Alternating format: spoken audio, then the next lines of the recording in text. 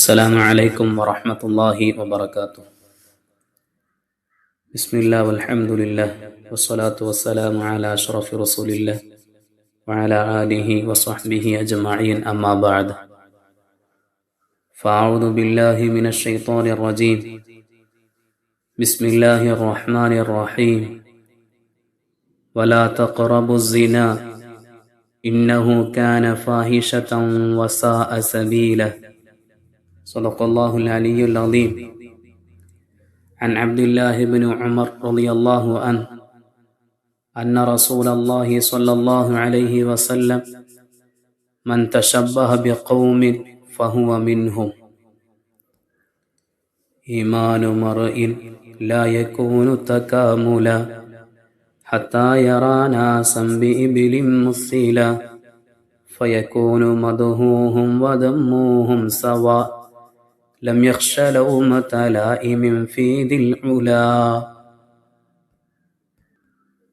ഏറ്റവും ആദരണീയരായ പണ്ഡിതന്മാർ, മുതഅല്ലിമീങ്ങൾ, കാരണവന്മാർ, സഹോദരീ സഹോദരന്മാർ, പ്രിയമുള്ള വിദ്യാർത്ഥികളെ, അൽഹംദുലില്ലാഹ്, അള്ളാഹുവിൻ്റെ അപാരമായ തൗഫീഖ് കൊണ്ട് പരിശുദ്ധമായ റമളാനിൻ്റെ പടിവാതിലിലാണ് നാം എത്തി നിൽക്കുന്നത്.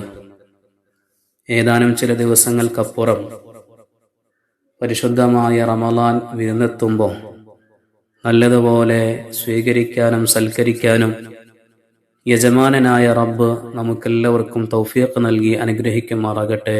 ആമീൻ യാ റബ്ബൽ ആലമീൻ. കഴിഞ്ഞ 2 ആഴ്ച പനിയും ശാരീരികമായിട്ടുള്ള ബുദ്ധിമുട്ടുകളും ഉണ്ടായതുകൊണ്ട് കഴിഞ്ഞ 2 ആഴ്ച നമ്മുടെ ക്ലാസ് നടന്നിട്ടില്ല. വലിയ ഖേദം നിങ്ങൾ അറിയിക്കുകയാണ്. അല്ലാഹു സുബ്ഹാനഹു വ തആല നമ്മുടെ ഈ സംസാരവും കേൾക്കലും നമ്മുടെ പ്രവർത്തനങ്ങളും എല്ലാം നാളെ ആഖിറത്തിൽ ഉപകരിക്കുന്ന രീതിയിൽ സ്വീകരിക്കുമാറാകട്ടെ. നമുക്കെല്ലാവർക്കും ആഫിയത്തുള്ള ദീർഘായുസ് അള്ളാഹു പ്രദാനം ചെയ്ത് അനുഗ്രഹിക്കുമാറാകട്ടെ. അസുഖങ്ങളുള്ള ആളുകളുടെ രോഗങ്ങളെല്ലാം അള്ളാഹു തആല ശിഫാ നൽകി അനുഗ്രഹിക്കുമാറാകട്ടെ. ആമീൻ യാ റബ്ബൽ ആലമീൻ. ഒരു ദിവസം ആദരവായ സയ്യിദുനാ മുഹമ്മദ് റസൂലുള്ളാഹി സ്വല്ലല്ലാഹു അലൈഹി വസല്ലമ തങ്ങളും സ്വഹാബത്തും ജന്നത്തുൽ ബഖീഇൽ ഉള്ള സമയം, ആ സമയത്ത് ഹബീബായ സ്വല്ലല്ലാഹു അലൈഹി വസല്ലമ തങ്ങൾ സ്വഹാബത്തിനോട് പറയുകയാണ്, ഓ സ്വഹാബ, എനിക്കെൻ്റെ സഹോദരന്മാരെ കാണാൻ വല്ലാത്ത ആഗ്രഹമുണ്ട് എന്ന് പറഞ്ഞു. ആ സമയത്ത് സ്വഹാബത്ത് റളിയല്ലാഹു അൻഹും മുത്തുനബിയോട് ചോദിച്ചു, സ്വല്ലല്ലാഹു അലൈഹി വസല്ലം, നബിയെ, അങ്ങയുടെ സഹോദരന്മാര് ഞങ്ങളല്ലേ നബിയെ, ഞങ്ങളെ അങ്ങ് കണ്ടുകൊണ്ടിരിക്കുകയല്ലേ എന്ന് പറഞ്ഞു. ആ സമയം നബി സല്ലല്ലാഹു അലൈഹി വസല്ലം തങ്ങൾ പറഞ്ഞു, കുന്തും അസ്ഹാബി, നിങ്ങൾ എൻ്റെ അനുചരന്മാരാണ്, എൻ്റെ സഹോദരന്മാർ. അവർ നാളിതുവരെയായിട്ട് ജനിച്ചിട്ടില്ല, അവർ എന്നെ കണ്ടിട്ടില്ല, അവർ എന്നെ കേട്ടിട്ടില്ല. എന്നെ കാണാതെ എന്നെ വലിയ രീതിയിൽ ഇഷ്ടപ്പെടുന്നവരാണ് അവർ ആഖിർ സമാനിനോടടുത്ത് ജന്മം കൊള്ളുന്നവരാണ്, ജനിക്കുന്നവരാണ്. അവർ എന്നെ വലിയ രീതിയിൽ ഇഷ്ടപ്പെടുന്നുണ്ട്. ഞാൻ പറഞ്ഞ ഓരോ കാര്യങ്ങളും അവർ അനുധാവനം ചെയ്യുന്നുണ്ട്. അങ്ങനെയുള്ള എൻ്റെ സഹോദരന്മാരെ കാണാൻ ഞാൻ ആഗ്രഹിക്കുന്നു എന്ന് 14 നൂറ്റാണ്ടുകൾക്ക് മുമ്പേ ഹബീബായ മുഹമ്മദ് റസൂലുള്ളാഹി സ്വല്ലല്ലാഹു അലൈഹി വസല്ലമ തങ്ങൾ പറഞ്ഞിട്ടുണ്ട്. ചുരുക്കത്തിൽ എന്നെയും നിങ്ങളെയും കാണാൻ മുത്തുനബി സ്വല്ലല്ലാഹു അലൈഹി വസല്ലമ തങ്ങൾ ആഗ്രഹിക്കുന്നുവെന്ന്. പ്രിയമുള്ളവരെ, തുടർന്ന് നബി സ്വല്ലല്ലാഹു അലൈഹി വസല്ലമ തങ്ങൾ സ്വഹാബത്തിനോട് പറയുന്നുണ്ട്, അവരിൽ നിന്ന് ആരെങ്കിലും ഒരാൾ ഒരു സൽക്കർമ്മം ചെയ്യുകയാണെങ്കിൽ സ്വഹാബ 50 ആളുകൾ പ്രവർത്തിച്ചതിൻ്റെ പ്രതിഫലം അവർക്ക് നൽകുമെന്ന് ആദരവായ സയ്യിദുനാ മുഹമ്മദ് റസൂലുള്ളാഹി സ്വല്ലല്ലാഹു അലൈഹി വസല്ലം തങ്ങൾ പറഞ്ഞു. സ്വഹാബത്ത് റളിയല്ലാഹു അൻഹും അത്ഭുതപ്പെട്ടു പോയി. നബിയെ, 50 ആളുകളുടെ പ്രവർത്തനത്തിന്റെ മൂല്യമോ? അതെ,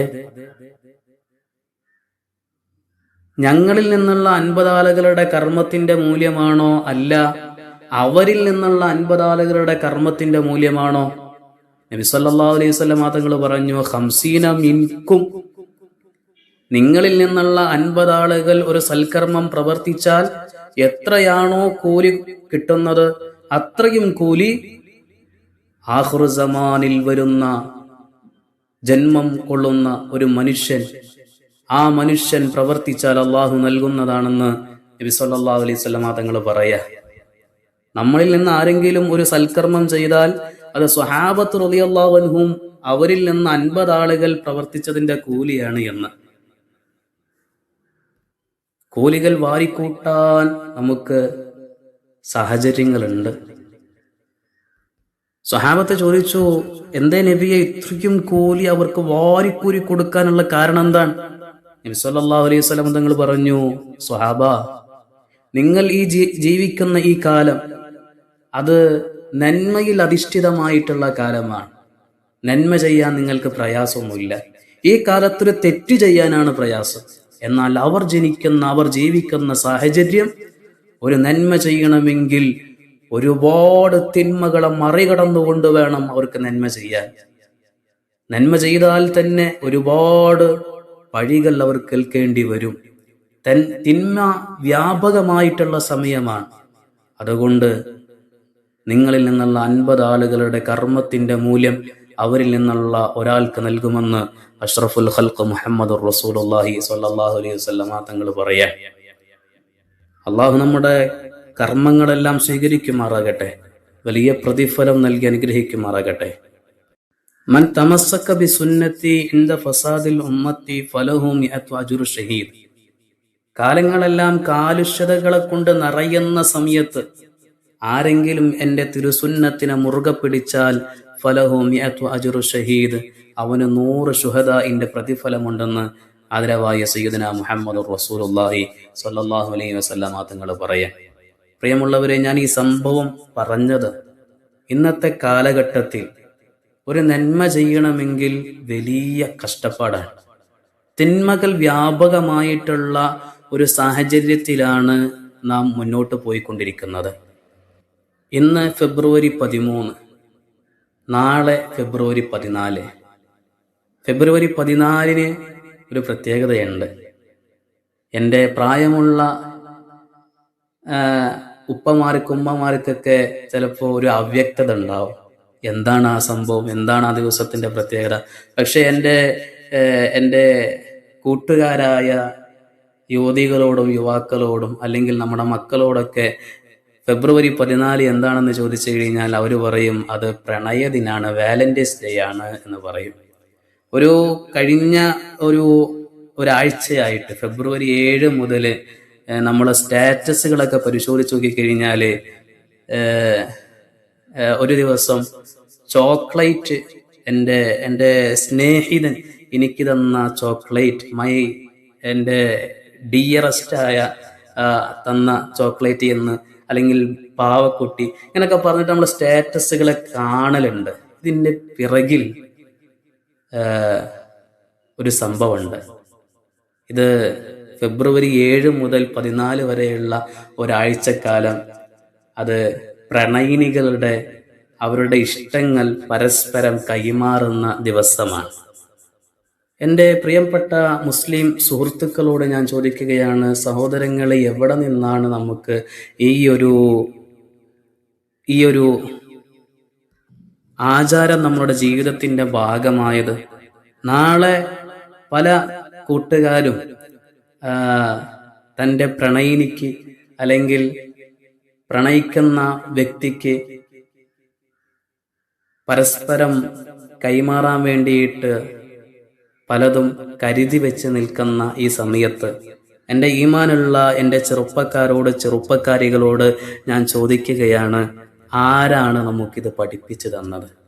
എന്താണ് വാലന്റൈൻസ് ഡേയുടെ പശ്ചാത്തലം? എന്താണ് നമ്മൾ മനസ്സിലാക്കേണ്ടതുണ്ട്. ഹബീബായ മുഹമ്മദ് റസൂലുള്ളാഹി സ്വല്ലല്ലാഹു അലൈഹി വസല്ലമ തങ്ങൾ പറയാണ്, അൽ ഹുബ്ബു ഫില്ലാ വൽബുഗ്ളു ഫില്ലാഹ്. നമുക്കൊരാളോട് സ്നേഹം ഉണ്ടാകുന്നത് തെറ്റാണ് എന്നൊന്നും പറയാൻ പറ്റില്ല. വാപ്പാക്ക് മക്കളോട് സ്നേഹമുണ്ട്, ഭാര്യയ്ക്ക് ഭർത്താവിനോടുണ്ട്, അങ്ങനെ കുടുംബക്കാർക്ക്, അങ്ങനെ പരസ്പരം സ്നേഹങ്ങളുണ്ട്. സ്നേഹം എന്ന് പറഞ്ഞാൽ വലിയ അനുഗ്രഹമാണ്, അത് വലിയ പുണ്യമുള്ള കാര്യമാണ്. പക്ഷേ നമ്മളുടെ സ്നേഹം അള്ളാഹു നിശ്ചയിച്ച പരിധിക്കപ്പുറമായിക്കൂടാ. ഈ വാലന്റൈൻസ് ഡേ നമ്മൾ അതിൻ്റെ പിന്നാലെ നമ്മൾ പോകുമ്പോൾ നമ്മൾ ഗൗരവത്തോടു കൂടെ കാണേണ്ട ഒരു ഹദീസ് ഉണ്ട്. എന്താണ് ആ ഹദീസ്? മൻ തശബ്ബഹ ബിഖൗമിൻ ഫഹുവ മിൻഹും. ആരെങ്കിലും ഒരു മതത്തിൻ്റെ ആചാരങ്ങളെ പിന്തുടർന്നു കഴിഞ്ഞാൽ, ഒരു മുസ്ലിമായൊരു വ്യക്തി മറ്റു മതത്തിലുള്ള ആചാരങ്ങളെ, അവരുടെ ആരാധനകളെ പിന്തുടർന്നു കഴിഞ്ഞാൽ ഫഹുവ മിൻഹും, അവൻ അവരിൽപ്പെട്ട ആളാണ്, ഇവൻ അവരിൽപ്പെട്ട ആളാണ് എന്ന് പറഞ്ഞു കഴിഞ്ഞാൽ ഇവന് മുസ്ലിമാണ് എന്ന് അവകാശപ്പെടാൻ അർഹതയില്ല എന്ന് വ്യാഖ്യാനം. ഈ വാലന്റൈൻസ് ഡേയുടെ പശ്ചാത്തലം നമ്മൾ മനസ്സിലാക്കേണ്ടതുണ്ട്. AD 3-ാം നൂറ്റാണ്ടിൽ റോം ഭരിച്ചിരുന്ന ക്ലോഡിയസ് രണ്ടാമൻ എന്ന ചക്രവർത്തി, അദ്ദേഹം ഇങ്ങനെ മനസ്സിലാക്കുകയാണ്, വിവാഹിതരായ പുരുഷന്മാരെക്കാൾ കല്യാണം കഴിക്കാത്ത യുവാക്കളിലാണ് മികച്ച ഒരു യുദ്ധശേഷിയുള്ളത്. യുദ്ധത്തിൽ ഏറ്റവും കൂടുതൽ ആവേശത്തോടുകൂടെ രാജ്യത്തിന് വേണ്ടി പോരാടുന്നത് വിവാഹം കഴിക്കാത്ത ആളുകളാണ് എന്ന് അദ്ദേഹം മനസ്സിലാക്കി. അതിനാൽ തന്നെ ആ രാജ്യത്ത് അദ്ദേഹം വിവാഹം നിരോധിച്ചുപോയി. ഇനി ആരും വിവാഹം കഴിക്കാൻ പാടില്ല. ഈ ക്ലോഡിയസ് ചക്രവർത്തിയുടെ നിരുത്തരവാദിത്തപരമായിട്ടുള്ള അനീതി നിറഞ്ഞ ഈ ഒരു നിയമം ആ നാട്ടിൽ നിലനിൽക്കുമ്പോൾ വാലന്റൈൻ എന്ന് പറയുന്ന ഒരു പുരോഹിതൻ ഇതിനെതിരെ നിൽക്കുകയും പരസ്പരം സ്നേഹിക്കുന്ന പ്രണയിനികളെ രഹസ്യമായി വിവാഹം കഴിപ്പിച്ചു കൊടുക്കുകയും ചെയ്തു. ഈ ഒരു സംഭവം ക്ലോഡിയസ് ചക്രവർത്തി അറിയുകയാണ്. വാലന്റൈൻ എന്ന് പറയുന്ന പുരോഹിതനെ തടവിലാക്കുകയും വധശിക്ഷയ്ക്ക് വിധിക്കുകയും ചെയ്തു. അദ്ദേഹം ജയിലിൽ കിടക്കുമ്പോൾ അവിടുത്തെ ജയിലറുടെ അന്ധയായ, കണ്ണ് കാണാൻ കഴിയാത്ത ഒരു മകളുമായി സൗഹൃദത്തിലായി. അവർ പരസ്പരം ഇഷ്ടപ്പെട്ടു പോയി, പിരിയാൻ പറ്റാത്ത രീതിയിൽ അടുത്തുപോയി. വാലന്റൈൻ എന്ന് പറയുന്ന പുരോഹിതനെ വധശിക്ഷയ്ക്ക് വേണ്ടി കൊണ്ടുപോകുന്നതിൻ്റെ തൊട്ട് മുമ്പ് അദ്ദേഹം ഒരു കത്തെഴുതുകയാണ്. ആ കത്തിൽ എഴുതിയത് ഫ്രം യുവർ വാലന്റൈൻ എന്ന് എഴുതിയിട്ട് അദ്ദേഹം ഒപ്പിട്ടു. ഇന്ന് ഫെബ്രുവരി 14 വരുമ്പോൾ അദ്ദേഹം കൊല്ലപ്പെട്ടത് AD 270 ഫെബ്രുവരി 14 അദ്ദേഹം കത്തിൽ എഴുതിയത് ഫ്രം യുവർ വാലന്റൈൻ എന്ന് പറഞ്ഞുകൊണ്ടാണ്. ഈ ഒരു വാക്കാണ്, ഈ ഒരു വാചകമാണ് ഇന്ന് പ്രണയിനികൾ വാലന്റൈൻ കാർഡുകളിൽ എഴുതി കൊടുക്കുന്നത്. ഈ ഒരു വാലന്റൈൻസ് ഡേ പ്രഖ്യാപിച്ചത് 496 ഗലാസിയസ് മാർപ്പാപ്പയാണ്. അദ്ദേഹം ഫെബ്രുവരി 14 വാലന്റൈൻസ് ദിനമായി പ്രഖ്യാപിച്ചു. അന്ന് മുതലാണ് ലോകത്ത് ഫെബ്രുവരി 14 അത് പ്രണയിക്കുന്നവരുടെ ദിനമായി മാറിയത്. ഫെബ്രുവരി 14 മാത്രമല്ല, ഫെബ്രുവരി 7 മുതൽ ഇതിൻ്റെ സംഭവങ്ങൾ തുടങ്ങിപ്പോയി. ഓരോ ദിവസത്തിനും ഓരോ അർത്ഥമുണ്ട്. ഫെബ്രുവരി 7 റോസ് ഡേ ആണ്. സ്നേഹത്തിന്റെ പ്രതീകമായി റോസാപ്പൂക്കൾ പരസ്പരം പ്രണയിനികൾ നൽകുന്നുണ്ട്. അപ്പൊ ഫെബ്രുവരി 7 റോസാപ്പൂക്കൾ സ്നേഹിക്കുന്ന വ്യക്തിക്ക് നൽകുന്ന ഒരു ദിവസമാണ്. അതിൽ തന്നെ ചുവന്ന റോസാപ്പൂ അത് സ്നേഹത്തിന്റെയും, മഞ്ഞ റോസാപ്പൂ ആണെങ്കിൽ അത് സൗഹൃദത്തിന്റെയും അടയാളമായിട്ട് മനസ്സിലാക്കുന്നുണ്ട്.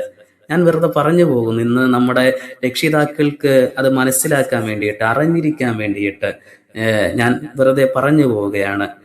ഫെബ്രുവരി 8 പ്രപ്പോസ് ഡേ ആണ്. ഒരു ഒരു യുവാവ് അല്ലെങ്കിൽ ഒരു യുവതി അല്ലെങ്കിൽ ഒരു ആൺകുട്ടി ഒരു പെൺകുട്ടിയെ അല്ലെങ്കിൽ നേരെ തിരിച്ചും മനസ്സിന്റെ ഉള്ളിലുള്ള ഇഷ്ടം തുറന്നു പറയാൻ ലൈസൻസ് കൊടുക്കുന്ന ഒരു ദിവസമാണ് propose day. I love you, ഞാൻ നിന്നെ സ്നേഹിക്കുന്നു എന്ന് ആരോടും പറയാൻ അനുവാദം കൊടുക്കുന്ന ഒരു ദിവസമായിട്ടാണ് ഫെബ്രുവരി 8 കാണുന്നത്. ഫെബ്രുവരി 9 ചോക്ലേറ്റ് ഡേ ആണ്. ജീവിതത്തിൽ മധുരം നിറയ്ക്കാൻ എന്ന ഒരു സൂചനയായിക്കൊണ്ട് നീ എന്നെ സ്നേഹിച്ചു കഴിഞ്ഞാൽ അല്ലെങ്കിൽ നമ്മൾ ഒന്നിച്ചു കഴിഞ്ഞാൽ നമ്മുടെ ജീവിതം വലിയ മധുരമുള്ളതായി തീരും എന്നതിന്റെ സൂചകമായിക്കൊണ്ട് ഫെബ്രുവരി 9 ചോക്ലേറ്റ് ഡേ ആയിട്ട് ആചരിക്കുന്നു. അങ്ങനെ പ്രണയാഭ്യർത്ഥന നടത്തി മധുരം കൈമാറി ഫെബ്രുവരി 10 തീയതി ടെഡ്ഡി ഡേ ആണ്. എന്ന് പറഞ്ഞാൽ തൻ്റെ പ്രണയിനിക്ക് ഒരു സമ്മാനമായി കൊണ്ട് ഒരു ഗിഫ്റ്റ് കൈമാറുന്ന, ഒരു പാവക്കുട്ടികളെ കൈമാറുന്ന ഒരു ദിവസമാണ് ഫെബ്രുവരി 10 തീയതി. ഫെബ്രുവരി 11 തീയതി പ്രോമിസ് ഡേ ആണ്. എനിക്ക് നിന്നോടുള്ള സ്നേഹം എന്നെന്നും ഞാൻ നിലനിർത്തും, നിന്നെ ഞാൻ പൊന്നുപോലെ നോക്കും, ഒരു കുറവും വരൂല എന്ന് പറഞ്ഞുകൊണ്ട് പ്രണയിനിക്ക് ഉറപ്പ് കൊടുക്കുന്ന ഒരു ദിവസമാണ് പ്രോമിസ് ഡേ. അത് ഫെബ്രുവരി 11. ഫെബ്രുവരി 12 അത് ഹഗ് ഡേ ആണ്. പ്രണയാഭ്യർത്ഥന നടത്തി മധുരം നൽകി ആ പ്രണയം സ്വീകരിച്ച് ഞാൻ നിന്നെ കഷ്ടപ്പെടുത്തില്ല, വേദനിപ്പിക്കില്ല എന്ന് പ്രോമിസ് ചെയ്തതിന് ശേഷം ഫെബ്രുവരി 12 ഹഗ് ഡേ ആണ്. പ്രണയിനികൾ പരസ്പരം കെട്ടിപ്പിടിക്കുന്ന ഒരു ദിവസമാണ് ഫെബ്രുവരി 12. അതിൻ്റെ വശങ്ങളൊന്നും ഞാനിപ്പോ സംസാരിക്കുന്നില്ല, ഞാൻ ഓരോ ദിവസങ്ങൾ ഇങ്ങനെ പരിചയപ്പെടുത്തി പോകുന്നു എന്ന് മാത്രം. ഫെബ്രുവരി 13 കിസ് ഡേ ആണ്. സ്നേഹത്തിന്റെ ചുംബനങ്ങൾ നൽകുന്ന ദിവസമാണ് ഫെബ്രുവരി 13. കുത്തഴിഞ്ഞ ലൈംഗികതയ്ക്ക് അനുവാദം കൊടുക്കുന്ന അന്യ പെണ്ണും അന്യ ആണും പരസ്പരം അവരുടെ ചുണ്ടുകൾ, അവരുടെ ശരീരങ്ങൾ പരസ്പരം കൈമാറുന്ന ഒരു ദിവസമാണ് ഫെബ്രുവരി 13 കിസ് ഡേ. ഫെബ്രുവരി 14 ഒരാഴ്ചക്കാലത്തെ ആഘോഷങ്ങളുടെ സമാപ്തിയാണ്. എൻ്റെ പ്രിയമുള്ള രക്ഷിതാക്കളോട് ഈ പറഞ്ഞ ഈ വാലന്റൈൻസ് ഡേയുടെ ഒരു ആഴ്ചയുടെ ക്യാമ്പയിനിൽ നമ്മുടെ മക്കൾ ഭാഗമായിട്ടുണ്ടോ എന്ന് നമ്മൾ ഭയപ്പെടേണ്ടതുണ്ട്, പേടിക്കേണ്ടതുണ്ട്. എൻ്റെ പ്രിയമുള്ള പെൺകുട്ടികളോടും ആൺകുട്ടികളോടും എനിക്ക് പറയാനുള്ളത്, അള്ളാഹു നിഷേധിച്ച, നിരോധിച്ച ഒരു ബന്ധം അല്ലെങ്കിൽ ഒരു സ്പർശനം അല്ലെങ്കിൽ ഒരു അഭ്യർത്ഥന നമ്മുടെ ഭാഗത്തു നിന്ന് വന്നിട്ടുണ്ടെങ്കിൽ അതിൽ നിന്ന് മടങ്ങേണ്ട സമയമായിട്ടുണ്ട്. ഇന്നത്തെ കാലം ലവറുണ്ട്, ലവറിന് പുറമെ ബെസ്റ്റി ഉണ്ട്, ബെസ്റ്റിക്ക് പുറമെ ബെസ്റ്റ് ഫ്രണ്ട് ഉണ്ട്, അതിനപ്പുറം ചില ബന്ധങ്ങളും കൂടെ ഉണ്ട്. ആ ഒരു കാലഘട്ടത്തിൽ വളർന്നു വരുന്ന എൻ്റെ പ്രിയമുള്ള മക്കളോട് എനിക്ക് ഓർമ്മപ്പെടുത്താനുള്ളത്, നമ്മെ പടച്ച, നമ്മെ പരിപാലിക്കുന്ന, സൗന്ദര്യം നൽകിയ, ആരോഗ്യം നൽകിയ, കാഴ്ച നൽകിയ, ഒരു കുറവുമില്ലാതെ നമ്മളെ പരിപാലിക്കുന്ന റബ്ബിനെ നമ്മൾ ഓർക്കേണ്ടതുണ്ട്. നമ്മുടെ ഉമ്മയുടെ വാപ്പയുടെ കണ്ണുകൾ നമുക്ക് വെട്ടിക്കാൻ കഴിഞ്ഞിട്ടുണ്ടെങ്കിലും അള്ളാഹുവിൻ്റെ കണ്ണ് നമുക്ക് വെട്ടിക്കാൻ കഴിഞ്ഞിട്ടില്ല എന്നൊരു ബോധം നമുക്കെല്ലാവർക്കും വേണം. അതാണ് ഞാൻ ആദ്യമേ ഉണർത്തിയത്, മൻ തശബ്ബഹ ബിഖൗമിൻ ഫഹുവ മിൻഹും. ആരെങ്കിലും മറ്റു മതസ്ഥരുടെ ആഘോഷങ്ങൾ, ആരാധനകൾ, ആചാരങ്ങൾ അതിനോട് പിന്തുടർന്നു പോയാൽ ഫഹുവ മിൻഹും, അവന് പിന്നെ മുസ്ലിമാണ്, ഞാനൊരു മുസ്ലിമാണ് എന്ന് പറയാനുള്ള യോഗ്യതയില്ല എന്ന് നബി സല്ലല്ലാഹു അലൈഹി വസല്ലമ തങ്ങളുടെ ഹദീസ് നമ്മെ പഠിപ്പിക്കുന്നുണ്ട്. ബഹുമാനപ്പെട്ട ഉമർ റളിയല്ലാഹു അൻഹുവിന്റെ കാലത്ത് മഹാനവറുകൾ ഭരണാധികാരിയാണ്, ഖലീഫയാണ്. രാത്രി സമയത്ത് താൻ ഭരിക്കുന്ന തൻ്റെ ഭരണത്തിന് കീഴിൽ ജീവിക്കുന്ന ജനങ്ങൾ കഷ്ടപ്പെടുന്നവരുണ്ടോ, വ്യാകുലതകളുള്ളവരുണ്ടോ എന്ന് മനസ്സിലാക്കാൻ വേണ്ടിയിട്ട് രാത്രി വഴികളിലൂടെ ഇറങ്ങി നടക്കുമായിരുന്നു. അങ്ങനെ ഒരു ദിവസം ഉമർ റളിയല്ലാഹു അൻഹു ഇങ്ങനെ നടക്കുന്ന സമയത്ത് ഒരു വീട്ടിൽ നിന്ന് ഉമ്മയുടെയും മകളുടെയും സംസാരം കേൾക്കുകയാണ്. ആ മകളോട് ഉമ്മ പറയുകയാണ്, മോളെ, നമുക്കിന്ന് പാല് കുറച്ചാണല്ലോ കിട്ടിയിട്ടുള്ളത്, പാല് ചുരത്തിയത് വളരെ കുറവാണല്ലോ, നാളെപ്പം എന്താ ചെയ്യാ മോള്? ഈ പാലിൽ നമുക്ക് കുറച്ച് വെള്ളം ഒഴിച്ചാലോ? ഖലീഫ ഉമർ ഇതൊന്നും അറിയൂലെന്ന് പറഞ്ഞു. ആ ഉമ്മയോട് ആ മകൾ, ഇന്ന് +1 +2 പഠിക്കുന്ന വിദ്യാർത്ഥികളുടെ പ്രായമുള്ള ഒരു പെൺകുട്ടി പറയാണ്, ഉമ്മ, ഖലീഫ ഉമറിന്റെ കണ്ണ് വെട്ടിക്കാൻ നമ്മളെ കൊണ്ട് കഴിയും, പക്ഷേ അള്ളാഹുവിന്റെ കണ്ണ് വെട്ടിക്കാൻ നമ്മളെ കൊണ്ട് കഴിയുമോ ഉമ്മ? ആ മകളുടെ ഈമാനാണ് എൻ്റെ മക്കളെ നമുക്ക് വേണ്ടത്. ആരെ നാം പറ്റിച്ചാലും, ആരുടെ കണ്ണ് നമ്മളെ വെട്ടിച്ചാലും റബ്ബിന്റെ കണ്ണ് വെട്ടിക്കാൻ നമ്മളെ കൊണ്ട് കഴിയൂല. അള്ളാഹു ഇത് കാണുന്നുണ്ട്. ഏറ്റവും കൂടുതൽ ഭയപ്പെടേണ്ടത് അള്ളാഹുവിനെയല്ലേ? കാരണം നമുക്ക് സർവ്വതം നൽകിയത് അള്ളാഹുവാണ്. നമ്മളൊന്ന് ആലോചിച്ചു നോക്ക്. നമ്മുടെ സൗന്ദര്യം കണ്ടുകൊണ്ടല്ലേ നമ്മളോട് ഒരാള് പ്രണയാഭ്യർത്ഥന നടത്തിയത്? നിന്റെ സൗന്ദര്യം കളയാൻ അള്ളാഹുവിന് എത്ര നിമിഷങ്ങളുടെ ആവശ്യമുണ്ട്? നിന്റെ ആരോഗ്യം ഒന്ന് നഷ്ടപ്പെടുത്താൻ എത്ര ആവശ്യമുണ്ട്? നിന്റെ മുഖത്ത് ചെറിയ കലകൾ വരുത്താൻ എത്ര ആവശ്യമുണ്ട്? എത്ര സമയം ആവശ്യമുണ്ട് റബ്ബിന്? അതുകൊണ്ട് അള്ളാഹുവിനെ ധിക്കരിച്ചുകൊണ്ടുള്ള ഒരു പണിയിലും നമ്മൾ പെടാൻ പാടില്ല. മുസ്ലിമീങ്ങൾക്ക് ഈ വാലന്റൈൻസ് ഡേയുമായിട്ട് ഒരു ബന്ധവുമില്ല. സ്നേഹം, അത് സ്നേഹം വേണം. ആ സ്നേഹത്തിന് അതിർവരമ്പുകളുണ്ട്. ആ അതിർവരമ്പുകൾക്കുള്ളിൽ വെച്ചുകൊണ്ടുള്ള സ്നേഹം വേണം. നമ്മുടെ സ്നേഹം ഇത്രയും കാലം നമ്മളെ നോക്കി വളർത്തിയ, ആവശ്യങ്ങളെല്ലാം നിറവേറ്റി തന്ന, നമ്മളെ കഷ്ടപ്പെട്ട് നൊന്ത് പ്രസവിച്ച ഉമ്മയുടെ കണ്ണിൽ നിന്ന് കണ്ണുനീര് വരുത്തിക്കൊണ്ടാകരുത് നമ്മുടെ സ്നേഹം. വെയിലില്ല, ചൂടില്ല, രാവില്ല, പകലില്ല, നമ്മളെ വളർത്താൻ വേണ്ടി അധ്വാനിച്ച, വിയർപ്പൊഴുക്കിയ വാപ്പയുടെ അഭിമാനം നഷ്ടപ്പെടുത്തിക്കൊണ്ട് ആകരുത് നമ്മുടെ സ്നേഹം. നമ്മളൊക്കെ പലപ്പോഴും പറയാറുണ്ടല്ല, എനിക്ക് ഒറ്റയ്ക്ക് തീരുമാനമെടുക്കാനുള്ള വയസ്സായിട്ടുണ്ട്, എനിക്ക് 18 വയസ്സായിട്ടുണ്ട് എന്നൊക്കെ പറഞ്ഞുകൊണ്ട് നമ്മൾ മാതാപിതാക്കളെ ഇങ്ങനെ ഭീഷണിപ്പെടുത്താറുണ്ട് അല്ലേ?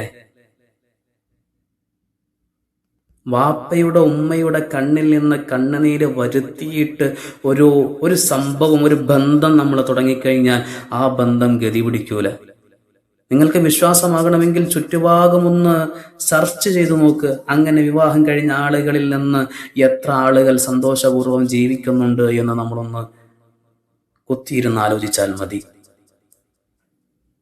മഹന്മാര് പറയലുണ്ട്, മോനെ, ഒരു അന്യ പെണ്ണിനെ സ്പർശിക്കാൻ നീ ആഗ്രഹിക്കുന്നുണ്ടോ, നീ ഒരുങ്ങുന്നുണ്ടോ? എന്നാൽ അവളെ സ്പർശിക്കുന്നതിനേക്കാളും നല്ലത് ചെളിയിൽ പൂണ്ട് കിടക്കുന്ന ഒരു പന്നിയെ നീ തൊടലാണ് എന്ന് മഹത്തുക്കള് പഠിപ്പിക്കുന്നുണ്ട്. എന്നൊരു പെണ്ണിനെ തൊടുമ്പോൾ നിനക്ക് സുഖമുണ്ടോ? അല്ലെങ്കിൽ ഒരു നേരെ തിരിച്ചു, ഞാൻ ഒരു വിഭാഗത്തെ മാത്രം കുറ്റപ്പെടുത്തുന്നതല്ല, ആഖിറത്തിൽ നിങ്ങൾക്ക് ഭയാനകമായിട്ടുള്ള ശിക്ഷ അല്ലാഹു തആല സംവിധാനിച്ചിട്ടുണ്ട്. പരിശുദ്ധമായി ഖുർആൻ പറഞ്ഞിട്ടുണ്ടല്ലോ, വലാ തഖറബുസ്സിന, വ്യഭിചരിക്കരുത് എന്നല്ല ഖുർആനിൽ പറഞ്ഞത്. വ്യഭിചാരത്തിലേക്ക് നയിക്കുന്ന ഒരു സംഭവം ഉണ്ടാകാൻ പാടില്ല. അന്യ പെണ്ണിനെ നോക്കൽ അത് കണ്ണിന്റെ വ്യഭിചാരമല്ലേ? അന്യ പെണ്ണിനോട് ചാറ്റ് ചെയ്യൽ,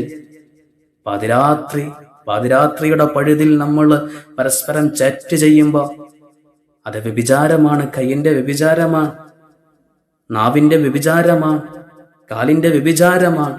അങ്ങനെ ഓരോ അവയവങ്ങൾക്കും വ്യഭിചാരമുണ്ട്. അല്ലാഹു തആല നമ്മളെ എല്ലാവിധ ശർറുകളിൽ നിന്നും കാക്കുമാറാകട്ടെ. ഇന്ന് കല്യാണം കഴിഞ്ഞ പല ഭാര്യമാരും അവരുടെ സ്റ്റാറ്റസിലുള്ളത് ഫ്രം മൈ വാലന്റൈൻ എന്ന് പറഞ്ഞിട്ടാണ്. ഭർത്താവ് ചോക്ലേറ്റ് മേടിച്ചു കൊടുത്തതാണ്. അത് ഇതിലേക്ക് ബന്ധപ്പെടുത്തിക്കൊണ്ട് ഭാര്യ ഭർത്താക്കന്മാർ എന്നും സ്നേഹിക്കേണ്ടവരല്ലേ? ഭാര്യയ്ക്ക് ഭർത്താവും ഭർത്താവിന് ഭാര്യയും പരസ്പരം ഗിഫ്റ്റുകൾ കൈമാറുക, അതൊക്കെ ഇസ്ലാം പ്രോത്സാഹിപ്പിക്കുന്ന കാര്യമാണ്. പക്ഷേ ഇസ്ലാമിനൊരു ബന്ധവുമില്ലാത്ത ഒരു സംഭവത്തിൽ മൻ തശബ്ബഹ ബിഖൗമിൻ ഫഹുവ മിൻഹും, ആരുടെങ്കിലും ഒരു മതത്തിന്റെ ആചാരമോ അല്ലെങ്കിൽ അനുഷ്ഠാനമോ അത് നമ്മൾ കടമെടുത്തുകൊണ്ട് നമ്മൾ നമ്മളുടേതായിട്ട് മാറ്റിക്കഴിഞ്ഞാൽ അത് അള്ളാഹു പൊരുത്തപ്പെടുന്നതല്ല. അള്ളാഹു കാക്കുമാറാകട്ടെ. എന്റെ രക്ഷിതാക്കളോട് എനിക്ക് പറയാനുള്ളത് വഹുവ ഖാബിലുൻ ലികുല്ലി മാ നുകിശ ഫീഹി. എന്റെ രക്ഷിതാക്കളോട് എനിക്ക് പറയാനുള്ളത് 10ാം ക്ലാസ്സിൽ 8ാം ക്ലാസ്സിൽ പഠിക്കുന്ന അല്ലെങ്കിൽ 9ാം ക്ലാസ്സിൽ പഠിക്കുന്ന ഒരു പെൺകുട്ടി, ആ പെൺകുട്ടിയോട് മദ്രസയിലെ ഉസ്താദ് പറഞ്ഞു, മോളെ ഇപ്പൊ ഹിജാബ് ധരിക്കേണ്ട പ്രായമായിട്ടുണ്ട് കേട്ടോ, വലിയ പെൺകുട്ടി ആയിട്ടുണ്ട്, ഹിജാബ് ധരിക്കണം എന്നൊക്കെ പറഞ്ഞ് ഫാത്തിമ ബീവി റളിയല്ലാഹു തആല അൻഹയുടെ ചരിത്രങ്ങളെല്ലാം കേട്ടുകൊണ്ട് നന്നാവണം, എൻ്റെ ശരീരത്തിന്റെ ഒരു ഭാഗം പോലും അന്യ പുരുഷന്മാര് കാണാൻ പാടില്ല എന്നൊക്കെ ഉറപ്പിച്ചിട്ട് ചില പെൺകുട്ടികളെ തീരുമാനമെടുക്കും. ഫാത്തിമ ബീവി റളിയല്ലാഹു അൻഹ അങ്ങനെയാണല്ലോ.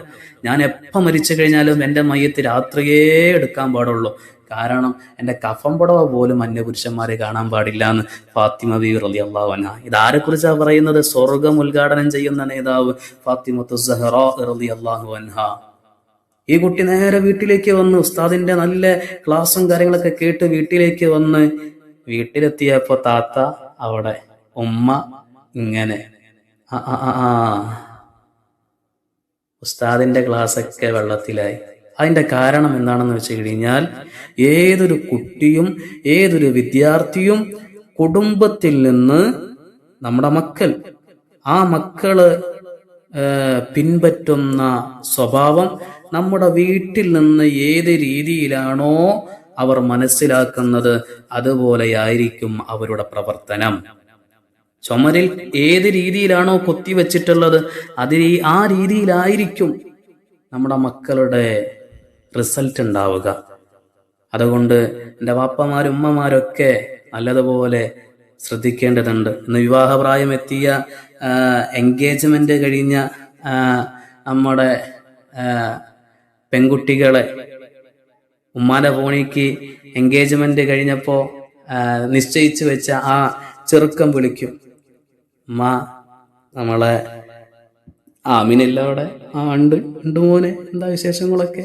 ആമിനാക്കൊന്ന് ഫോൺ കൊടുക്കോ? അപ്പൊ ഈ ഉമ്മ കൊണ്ടുപോയിട്ട് ആമിനാക്ക് നേരെ ഫോൺ കൊടുക്കും. എന്നിട്ട് രഞ്ജി വർത്താനം പറയും, അവൻ വിളിക്കുന്നുണ്ട് എന്ന് പറഞ്ഞിട്ട് തെറ്റായൊരു സംഭവത്തിന് ഉമ്മ സപ്പോർട്ട് കൊടുക്കുന്നു. അന്തമില്ലാത്ത ഉമ്മ എന്നല്ലാണ്ട് പിന്നെന്താ പറയാ? മക്കളെ തെറ്റ് ചെയ്യാൻ പഠിപ്പിക്കുന്ന ഉമ്മ. ഇന്ന് അത് സർവ്വവ്യാപകമായി കൊണ്ടിരിക്കുകയാണ്. എൻഗേജ്മെന്റിന്റെ പേരും പറഞ്ഞുകൊണ്ട് റബ്ബെ പൊടിക്കുന്ന പണത്തിനൊന്നും കണക്കില്ല. എൻഗേജ്മെന്റ് കഴിഞ്ഞാൽ എല്ലാം അനുവദനീയായി. ഒരു ദിവസം ബൈക്ക് എടുത്തിട്ട് വീടിന്റെ മുറ്റത്ത് അവൻ വരും. അവന്റെ പിറകെ നിങ്ങളെങ്ങോട്ടാ പോകുന്ന? ഞാൻ ഓളയും കൊണ്ട് പുറത്തു പോകാൻ വേണ്ടി വന്നതാ എന്നൊക്കെ പറഞ്ഞിട്ട് ഓളയും കൂട്ടിയിട്ട് ബൈക്കിൽ ചുറ്റും. ഏത് പെണ്ണ്, ഏതാണ്? അന്യരായ 2 പുരുഷന്മാർ, സ്ത്രീ പുരുഷന്മാർ. ഇവർക്ക് അള്ളാഹു അനുവദനീയമാക്കിയിട്ടുള്ള നിക്കാഹ് ഇവിടെ നടന്നിട്ടില്ല. ഹറാമായിട്ടുള്ള ബന്ധം നിക്കാഹിന്റെ മുമ്പേ ആരംഭിച്ചു പോയി. ആ ബന്ധം ഹറാമിൽ നിന്ന് തുടങ്ങിയ ബന്ധത്തിൽ അല്ലാഹു തആല ബർക്കത്ത് ചെയ്യുകയില്ല.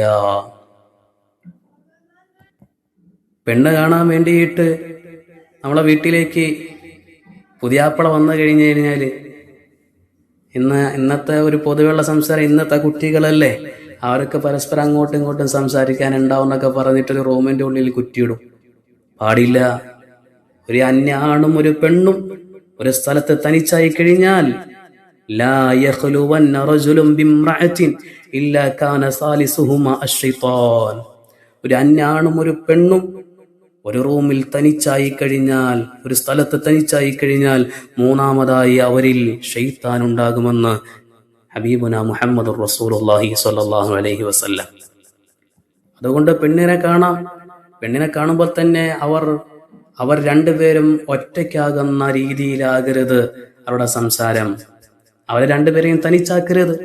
പെണ്ണിനെ കാണാം, പെണ്ണിനോട് അത്യാവശ്യം കുറച്ചൊക്കെ സംസാരിക്കാം, ഒരു വട്ടം നോക്കി, ഒന്നും കൂടെ വ്യക്തമായി കാണണമെങ്കിൽ രണ്ടാമത്തെ നോട്ടവും നോക്കാം. പക്ഷേ ഷേക്ക് ഹാൻഡ് പറ്റൂല, ഹറാമാണ്. ടച്ച് പറ്റൂല, ഹറാമാണ്. സ്പർശനം പറ്റൂല, ഹറാമാണ്. എൻഗേജ്മെന്റ് കഴിഞ്ഞു എന്ന് പറഞ്ഞിട്ട് കല്യാണം കഴിഞ്ഞ ആളുകളെ പോലെ ജീവിക്കുന്ന ആളുകളുണ്ട്, അത് ഹറാമാണ്. എത്രയോ എൻഗേജ്മെന്റ് കഴിഞ്ഞ് അവർ പരസ്പരം ഭാര്യാഭർത്താക്കന്മാരെ പോലെ ജീവിക്കാൻ തുടങ്ങി. പക്ഷേ നിക്കാഹിന്റെ മുമ്പ് അവർ വേർപിരിഞ്ഞു പോയി. പച്ച ഹറാമല്ലേ എൻ്റെ രക്ഷിതാക്കളെ, എൻ്റെ ഉമ്മമാരെ, എൻ്റെ ഉപ്പമാരെ നമ്മൾ അനുവദിച്ചു കൊടുക്കുന്നത്? വിവാഹം കഴിക്കാൻ പോകുന്ന പെൺകുട്ടിയെ ഓൻക്ക് കാണാം, ഓൻ വിവാഹം കഴിക്കാൻ പോകുന്ന പെണ്ണ ഓന്റെ കൂട്ടുകാർക്ക് കാണിച്ചു കൊടുക്കാൻ പറ്റുമോ? ഓളങ്ങിട്ട് വന്നു കഴിഞ്ഞാൽ കൂട്ടുകാരനോട് ചോദിച്ചാൽ എങ്ങനെ അനക്കിഷ്ടായടാ? കൂട്ടുകാരനെ ഇഷ്ടമായി, മാഷാ അല്ലാ, എന്നാ പിന്നെ ഓളുറപ്പിക്കുക. ഇഷ്ടായിട്ടില്ല എന്ന് വെച്ച് കഴിഞ്ഞാൽ എന്ത് പൊട്ടത്തരം അതിനൊക്കെ പറയാ. നിന്റെ വാപ്പ വിവാഹം കഴിഞ്ഞു കഴിഞ്ഞാൽ നിന്റെ വാപ്പയെ നിന്റെ ഭാര്യ തൊട്ട് കഴിഞ്ഞാൽ വുളൂ മുറിയൂല, പക്ഷെ നീ തൊട്ടാൽ വുളൂ മുറിയും. വിവാഹം കഴിഞ്ഞു കഴിഞ്ഞാൽ ബന്ധം കൂടിപ്പോയി. എന്നാൽ വിവാഹത്തിന്റെ മുമ്പ്, നിക്കാഹിന്റെ മുമ്പ് നിന്റെ വാപ്പാക്ക് പോലും വിവാഹം കഴിക്കാൻ പോകുന്ന പെണ്ണിനെ കാണാൻ പറ്റൂല. കാരണം ഇസ്ലാം അനുവദിച്ചിട്ടില്ല. അള്ളാഹു അനുവദിച്ച കാര്യങ്ങളിൽ പൊരുത്തപ്പെടാനുള്ള മനസ്സിനെയാണ് ഈമാൻ എന്ന് പറയുന്നത്. അല്ലാതെ നമുക്ക് പറ്റിയതൊക്കെ സ്വീകരിക്കും, അല്ലാത്തതൊക്കെ ഉള്ളു എന്നൊക്കെ പറഞ്ഞിട്ട് ഇങ്ങനെ തള്ളിക്കളയുന്നത് ഈമാനല്ല. അള്ളാഹു അനുവദിച്ച കാര്യങ്ങളിൽ പൊരുത്തപ്പെടാനുള്ള ഒരു മനസ്സുണ്ടോ, അവിടെയാണ്, ആ മനസ്സുകളിലാണ് ഈമാനുള്ളത്. ഇന്ന് മുസ്ലിമീങ്ങൾക്ക് ഏറ്റവും നഷ്ടപ്പെട്ടുകൊണ്ടിരിക്കുന്നത് ലജ്ജയാണ്. ലജ്ജ നഷ്ടപ്പെട്ടു പോയി. അൽ ഹയാഉ ശുഅബത്തുൻ മിനൽ ഈമാൻ. ഈമാൻ ലജ്ജയുടെ ഒരു ഭാഗമാണ്. ചിലപ്പോൾ അവരോടൊക്കെ പറയുമ്പോൾ ചിലപ്പോൾ പറയും, ഉസ്താദേ, എൻഗേജ്മെന്റ് കഴിഞ്ഞതിന് ശേഷം ഞാൻ 5 നേരം നിസ്കരിക്കാൻ തുടങ്ങി, ഒരു ദിവസം പോലും തബാറക്ക് ഓതാണ്ട് ഞാൻ കിടന്നിട്ടില്ല. ഞാൻ ഇപ്പൊ സ്വലാത്തെല്ലാം തുടങ്ങി ഉസ്താദേ, ഓള് പൊളിയാണ് ഉസ്താദേ, ഓളിപ്പോ എന്നെ നന്നാക്കി ഉസ്താദേ എന്ന് പറഞ്ഞേ. അള്ളാഹു നിക്കാഹിലൂടെ ഹലാലാക്കിയിട്ടുള്ളൂ. അതിന്റെ മുമ്പ് വിളിയും കാര്യങ്ങളൊക്കെ തുടങ്ങി. എടാ, ഈ ഷെയ്ത്താൻ ഇപ്പൊ നിന്നെ എങ്ങനെ പഴപ്പിക്കേണ്ടെന്ന് അറിയാല. ഷെയ്ത്താൻ ഇപ്പൊ ട്യൂറ്ററാവേണ്ട ആവശ്യമുണ്ടോ? ഒരു മനുഷ്യനെ എങ്ങനെ ഏതിലൂടെയാണ് പിഴപ്പിക്കാൻ കഴിയുക എന്ന് ഷെയ്ത്താന് വ്യക്തമായിട്ട് അറിയാടാ. അഴുക്ക് ചാലിൽ നിന്നുള്ള മലിനമായിട്ടുള്ള ജലം കൊണ്ട് പാത്രം നല്ല വൃത്തിയാക്കിയിട്ട് സോപ്പൊക്കെ തേച്ചിട്ട് നല്ല കഴുകിയെടുക്കുക. എന്താ ആ പരിപാടിക്ക് ഇതാണ് ഉദാഹരണം. അതുകൊണ്ട് അള്ളാഹു ഹറാമാക്കിയിട്ടുള്ള ബന്ധങ്ങളൊന്നും പറ്റൂല. അള്ളാഹു ഹറാമാക്കിയ ഒരു കാര്യത്തിലൂടെ നീ നന്നാകുന്നുണ്ട് എന്ന് നിനക്ക് തോന്നുന്നുണ്ടോ? അത് ശൈത്താന്റെ ഒരു അടവാണ്. അബുദുൽ ഹവ, ശരീരത്തിന്റെ താല്പര്യങ്ങളുടെ അടിമ. അബുദു ശൈത്താനിന്റെ അടിമയാണ്. നീ ഇപ്പൊ നിസ്കരിക്കണമെങ്കിൽ നാളെ ഇതിനേക്കാളും വലിയ തെറ്റ് നിന്നെ കൊണ്ട് ചെയ്യിപ്പിക്കാൻ ശൈത്താന് പണിയൊന്നുമില്ല. അതല്ലേ ചില സുന്നിയായിരുന്ന ആള് വിദഅത്തിലേക്ക് പോയി കഴിഞ്ഞാൽ അവൻ പിന്നെ അവിടെ നിസ്കാരം തുടങ്ങി, ഓൻ തഹജ്ജുദ് തുടങ്ങി, ഒക്കെ തുടങ്ങി. അതെന്താ? ശൈത്താന്റെ ഒരു കുതന്ത്രാണ്. കാരണം അവന്റെ പ്രവർത്തനങ്ങളൊന്നും റബ്ബ് സ്വീകരിക്കണില്ല, പിന്നെ ഓൻ നിസ്കരിച്ചോണ്ട് എന്താ? അതുകൊണ്ട് ഓൻ വലിയ നിസ്കാരക്കാരനായിട്ട് ഇങ്ങനെ മാറും. മഖായിദു ശൈത്താൻ എന്ന് പറയുന്ന ഒരു കിതാബുണ്ട്. ആ കിതാബിൽ ഒരു സംഭവം പറയുന്നുണ്ട്. ഒരു മനുഷ്യൻ ഒരു മതിലിന്റെ അരികിൽ കിടന്നുറങ്ങായിരുന്നു. പെട്ടെന്നൊരാൾ വന്നിട്ട് ആ മനുഷ്യനെ വിളിച്ച് ഉണർത്തി, എഴുന്നേക്ക്, മതില് വീഴാനായിട്ടുണ്ടെന്ന് പറഞ്ഞു. അദ്ദേഹം അവിടെ നിന്ന് എഴുന്നേറ്റതും മതില് ഒളിഞ്ഞു ചാടി. അപ്പൊ ചോദിച്ച്, നിങ്ങൾ ആരാന്ന് ചോദിച്ചു. അപ്പൊ പറഞ്ഞു, ഞാൻ ഷെയ്ത്താനാന്ന് പറഞ്ഞു.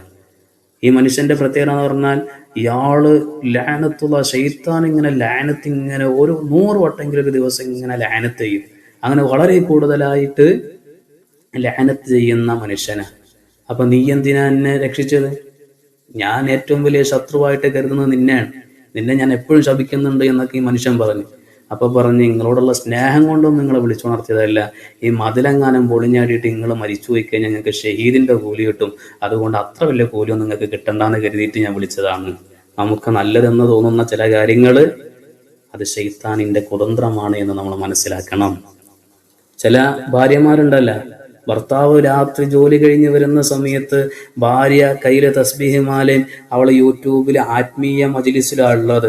ഭർത്താവ് കയറി വന്നു കഴിഞ്ഞാൽ മൈൻഡ് ചെയ്യൂല, കുടിക്കാൻ വെള്ളം കൊടുക്കൂല, കുളിക്കാൻ വെള്ളം കൊടുക്കൂല. ഇവളപ്പോഴും ദിക്റ് ചൊല്ലിക്കൊണ്ടിരിക്കുക, സ്വലാത്ത് ചൊല്ലിക്കൊണ്ടിരിക്കുക, മദീനയിലേക്കുള്ള പാതയിലാണ്. എങ്ങാനും ഭർത്താവ് എന്തെങ്കിലും വെള്ളം ചോദിക്കുക, ഭക്ഷണം ചോദിക്കുക കഴിഞ്ഞാൽ ഞാനിപ്പോ ദിക്റ് ചൊല്ലിക്കൊണ്ടിരിക്കല്ലേ, ആ ദിക്റ് മുടക്കാനായിട്ട് വന്നു, ദിക്റ് മുടക്കാനായിട്ട് ഒരു നല്ല കാര്യത്തിന് സമ്മതിക്കൂല എന്നൊക്കെ പറഞ്ഞിട്ട് ഇങ്ങനെ ഭർത്താവിന് എങ്ങനെ പറയും. ഈ പെണ്ണിന് കന്തല്ല.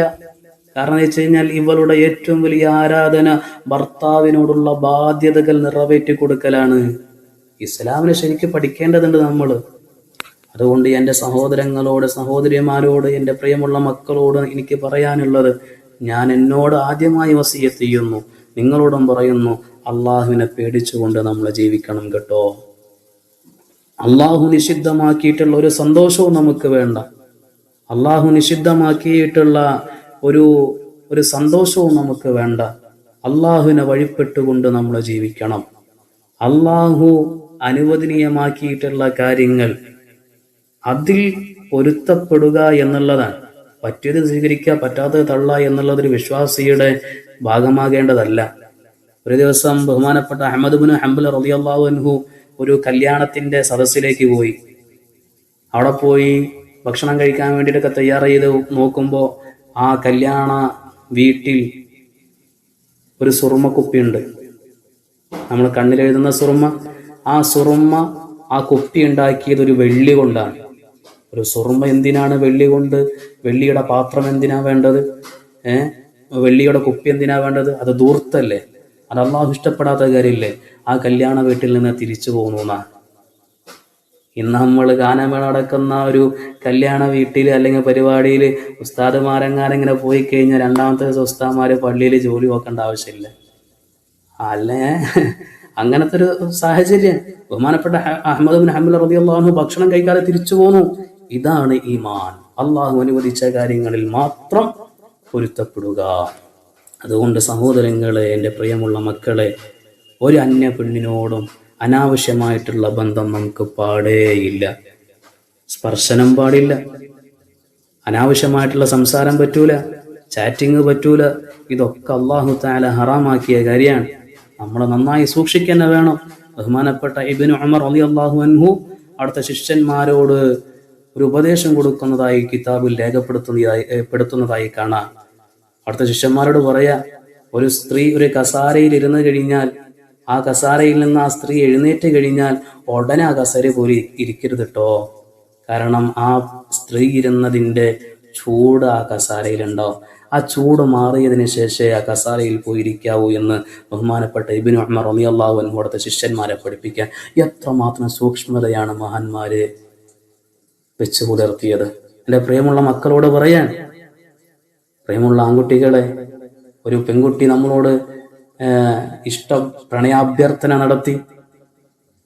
അവള് ദാത്തു മൻസിബിൻ വജമാലി, നല്ല ഗ്ലാമറുള്ള, നല്ല ചൊറുക്കുള്ള, നല്ല തറവാട്ടിലുള്ള നല്ല പെണ്ണാണ്.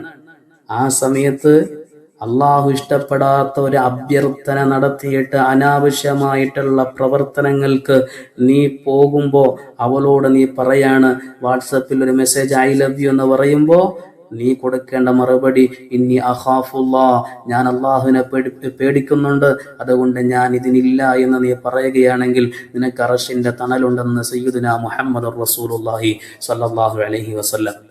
എൻ്റെ പെൺകുട്ടികളോട് ഏതെങ്കിലും ഒരു ആൺകുട്ടി പ്രണയാഭ്യർത്ഥന നടത്തിയിട്ട്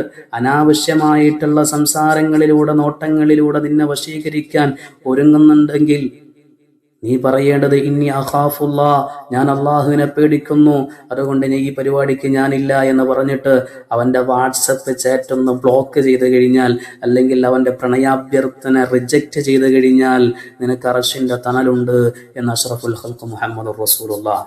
തെറ്റ് ചെയ്യാനുള്ള എല്ലാവിധ സാഹചര്യമുണ്ട്, എല്ലാവിധ അവസ്ഥകളുണ്ട്. ആരും അറിയൂല തെറ്റ് ചെയ്ത് കഴിഞ്ഞാല്.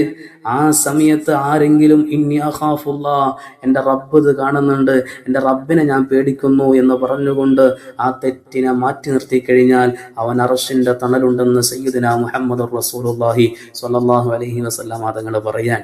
അതുകൊണ്ട് അള്ളാഹു ഇഷ്ടപ്പെടാത്ത ജീവിത ശൈലി നമുക്ക് വേണ്ടേ വേണ്ട. നമുക്ക് മരിക്കാനുള്ളതാണ്, ഖബറിൽ പോയി കിടക്കേണ്ടതാണ്, നാളെ ആഖിറമുള്ളതാണ്, മഹ്ശറുള്ളതാണ്, സിറാത്ത് പാലമുള്ളതാണ്, നരകമുള്ളതാണ്, സ്വർഗമുള്ളതാണ്, ഒക്കെ ഉള്ളതാണ്. താൽക്കാലികമായിട്ടുള്ള സുഖത്തിന് വേണ്ടി, താല്പര്യങ്ങൾക്ക് വേണ്ടി അവസാനമില്ലാത്ത ആഖിറം നമ്മൾ നഷ്ടപ്പെടുത്തിക്കൂടാ എന്ന് ഞാൻ നിങ്ങളോടും എന്നോടും ഞാൻ ഓർമ്മപ്പെടുത്തുകയാണ്. അള്ളാഹു അവൻ ഇഷ്ടപ്പെടുന്ന രീതിയിൽ ജീവിക്കാൻ നമുക്കെല്ലാവർക്കും അള്ളാഹു തൗഫീഖ് നൽകി അനുഗ്രഹിക്കുമാറാകട്ടെ. ഇൻഷാ അള്ളാഹ് നിങ്ങളെല്ലാവരും ദ്വാരക്കണം എന്ന് മാത്രം പറയാൻ. അതിന്റെ കൂട്ടത്തില് മഹാന്മാരെ പറഞ്ഞതായി കാണാം, വമിൻ അലാമാതി ഇത്തിബാഇൽ ഹവ കസ്റത്തുൻ നവാഫിൽ ബിലാ ഫർളിൻ. ഒരു മനുഷ്യൻ അത് അവൻ ശരീരത്തിന്റെ താല്പര്യങ്ങൾക്ക് പിറകിലാണ് എന്ന് മനസ്സിലാക്കണമെങ്കിൽ അവനക്ക് ഫർളൊന്നും ഉണ്ടാവില്ല, കുറേ സുന്നത്തുകൾ ഉണ്ടാവും, കുറേ ദിക്റും സ്വലാത്തൊക്കെ ഉണ്ടാവും. പക്ഷേ അള്ളാഹു തആല നിർബന്ധമാക്കിയതൊന്നും അവന്റെ പ്രവർത്തനത്തിൽ ഉണ്ടാവൂല. അതിൽ നിന്ന് എന്ത് ചെയ്യാം, മനസ്സിലാക്കാം. അതുകൊണ്ട് നമുക്ക് ലജ്ജയുള്ള ആളുകളാകണം. ഏതെങ്കിലും ഒരു മീൻകാരനോ പത്രക്കാരനോ പാൽക്കാരനോ വീടിന്റെ പുറത്തു വന്ന് ബെല്ലടിക്കുമ്പോൾ താത്ത ഉറത്ത് മറയ്ക്കാതെ നേരെ മുമ്പിൽ പോകും. എന്നാൽ കയ്യിലാണെങ്കിലോ തസ്ബീഹ് മാല ഉണ്ടാവും, കൗണ്ടർ ഉണ്ടാവും. ഇതാ പറഞ്ഞത് സുന്നത്തുണ്ട്, ഫർളില്ല. അന്യപുരുഷനിൽ നിന്ന് മാറി നിൽക്കൽ ഫർളാണ്, നിർബന്ധമാണ്. അതുകൊണ്ട് നമുക്ക് ലജ്ജ വേണം. എൻ്റെ പുരുഷന്മാരോട് പറയാനുള്ളത്, നമ്മളിങ്ങനെ ഒരു മുണ്ടും മടക്കും കുത്തിയിട്ട് ശരീരം ആ മുണ്ട് മാത്രമേ ഉണ്ടാവുള്ളൂ മേത്ത്. എന്നിട്ട് നമ്മൾ വീടിൻ്റെ ഉള്ളിൽ, അത് ജ്യേഷ്ഠൻ്റെ ഭാര്യ ഉണ്ടാവും, അല്ലെങ്കിൽ വിരുന്നുകാരുണ്ടാവും, അന്യ പെണ്ണുങ്ങളുണ്ടാവും, അവരെ മുമ്പിലൂടെ ഇങ്ങനെ ഒരു മുണ്ട് എടുത്തിട്ട് ഇങ്ങനെ നടക്കുക, മുണ്ട് ഇങ്ങനെ മടക്കി കുത്തിയിട്ട് ഇങ്ങനെ നടക്കുക ലജ്ജയില്ലാതെ. അല്ലെങ്കിൽ വീടിന്റെ പറമ്പിലൂടെ നടക്കുക, നാട്ടുകാരായ സ്ത്രീകൾ മുഴുവൻ ഇതൊക്കെ കാണാം. അതൊന്നും ലജ്ജയുള്ള ആളുകൾക്ക് പറ്റിയതല്ല. ലജ്ജ എന്നത് അൽ ഹയാഉ ശുഅബത്തുൻ മിനൽ ഈമാൻ, ഈമാൻ ഉള്ളവർക്ക് ലജ്ജ ഉണ്ടാവുള്ളൂ. ലജ്ജയില്ലേ എന്ന ഈമാൻ അവനിലില്ല എന്ന് അഷ്റഫുൽ ഖൽഖ് മുഹമ്മദുർ റസൂലുള്ളാഹി സ്വല്ലല്ലാഹു അലൈഹി വസല്ലം നിങ്ങൾ പറയുന്നുണ്ട്. ഇൻഷാ അല്ലാഹ് ഞാൻ അവസാനിപ്പിക്കുന്നു. വിശുദ്ധമായ റമളാൻ മാസമാണ് വരുന്നത്. റമളാനിനെ വേണ്ടതുപോലെ നമ്മൾ സ്വീകരിക്കേണ്ടതുണ്ട്. നമ്മുടെ വീടും പറമ്പും ശരീരവും എല്ലാം ശുദ്ധീകരിക്കണം. വീടൊക്കെ നനച്ചുപൊളി എന്നുള്ള പഴയ കാലം മുതൽ നമ്മൾ ചെയ്തു വരുന്ന സംഭവമുണ്ട്. നമ്മളെ വീടും പറമ്പൊക്കെ മാറാലൊക്കെ തട്ടി പൊടിപടലങ്ങളൊക്കെ നീക്കി വീടും കാര്യങ്ങളൊക്കെ വൃത്തിയാക്കുന്ന ഒരു സംവിധാനം. പരിശുദ്ധമായ റമളാൻ എന്ന് പറയുന്ന അതിഥിയെ നല്ലതുപോലെ സൽക്കരിക്കണം. റമളാൻ നമുക്ക് അനുകൂലമായി സാക്ഷി നിൽക്കണം. പ്രതികൂലമായി സാക്ഷി എന്ന് കഴിഞ്ഞാൽ നബി സല്ലല്ലാഹു അലൈഹി വസല്ലമ തങ്ങൾ പോലും നമുക്ക് ശുപാർശ ചെയ്യൂല. അതുകൊണ്ട് നല്ലതുപോലെ സ്വീകരിക്കണം, ദുആ ചെയ്യണം എന്ന് ഓർമ്മപ്പെടുത്തിക്കൊണ്ട് അള്ളാഹു നമ്മുടെ ഈ സദസ്സും മറ്റു കാര്യങ്ങളൊക്കെ സ്വീകരിക്കുമാറാകട്ടെ. ഒരുപാട് അസുഖങ്ങളുള്ള ആളുകളുണ്ട്, അള്ളാഹു അവർക്കൊക്കെ ശിഫാ നൽകട്ടെ. ഉംറ ജീവിതത്തിൽ പല പ്രാവശ്യം ചെയ്യാൻ അള്ളാഹു നമുക്ക് തൗഫീഖ് നൽകി അനുഗ്രഹിക്കുമാറാകട്ടെ. എല്ലാവരും ദുആ ചെയ്യണം. അസ്സലാമു അലൈക്കും വറഹ്മത്തുള്ളാഹി.